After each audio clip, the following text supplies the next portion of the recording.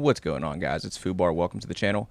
I'm doing this video a little bit differently. I usually post my build videos on TikTok to make it a little bit easier on myself, but we're going to try and do this on YouTube instead. So today what I have is an Omnioculus Void Hunter build. I noticed that when I was trying to find an Omnioculus build, I wasn't really able to find any, so I kind of ended up making my own. I was using it during the Scarlet Keep Grandmaster, and I kind of noticed that it was really good, or pretty decent. I'm not going to say it's the best, but I kind of thought I would share it with you guys. What? Bro, what are you talking about, man?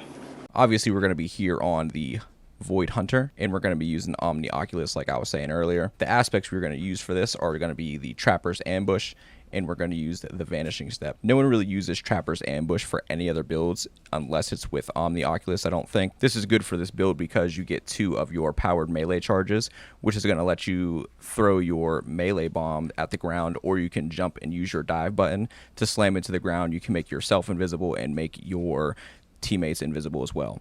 Now, while you guys are invisible, you're also going to get a resistance ×4 buff, which is just going to make you take less damage in general whenever you get sprayed by enemies when you're invisible, and you get really mad about it, because I know I do.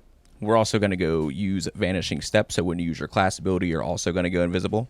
We're also going to use Gambler's Dodge as our class ability, so whenever you use this around enemies, you just automatically get one of those powered melee charges back. The grenade, I feel like, doesn't really matter that much. I really just use Vortex because it's my favorite Void grenade. For fragments, we're going to start off with Echo of Remnants. That's just going to make our grenade last a little bit longer. We're going to use Echo of Starvation as well. This is going to give us Devour whenever we pick up an Orb of Power or a Void Breach. We're not going to make a lot of Void Breaches with this build because I was using Wish Ender with it, but you can also get this from using your teammates' Orbs of Power as well. Devour is really good because it's going to help you with your survivability in endgame content. All you have to do is get a kill while this is active, and it's just going to bring all your health back for you. Echo of Persistence. This is going to make your invisibility last longer as well as your Devour.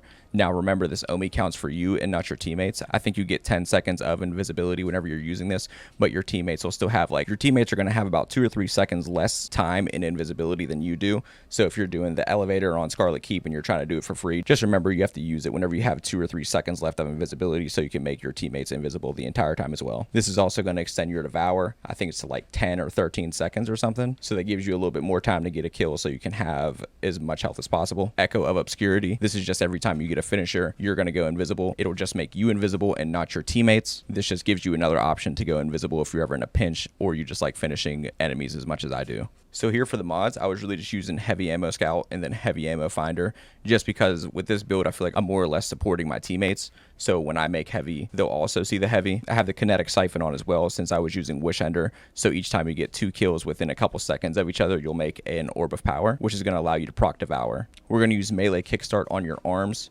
just for whenever you run out of melee energy entirely. It'll just consume one of your armor charges that you'll be holding. You can hold up to 3 with this build. It'll consume those charges and give you melee energy. Then we're going to use Bolstering Detonation, so that whenever we're causing damage with those extended Void Grenades, we're going to be generating class ability energy the entire time. And I have 2 of those. Chest pieces, I really just use the resistances that I need for that GM. On the legs, we're going with Recuperation, just because it gives you a little more survivability, so that when you pick up those orbs, you just get an instant burst of health. And I already know what you're going to say. Why do you need to use Recuperation if you already have Devour proc? Because I die a lot. That's why. I need extra survivability, okay? And Invigoration, so that whenever you pick up those orbs from you or your teammates, you'll get more melee energy. Kinetic Weapon Surge, just because, like I said, I was using Wish Ender for this part. You can swap this out for whatever weapon you're using, whatever your main weapon's going to be, or your DPS weapon, kind of however you choose to play. We're also running Outreach, so that whenever you use your class ability, it's going to reduce that melee cooldown even more, which is going to allow you to make you and your teammates invisible more often. Then we're also just running 1 solo bomber,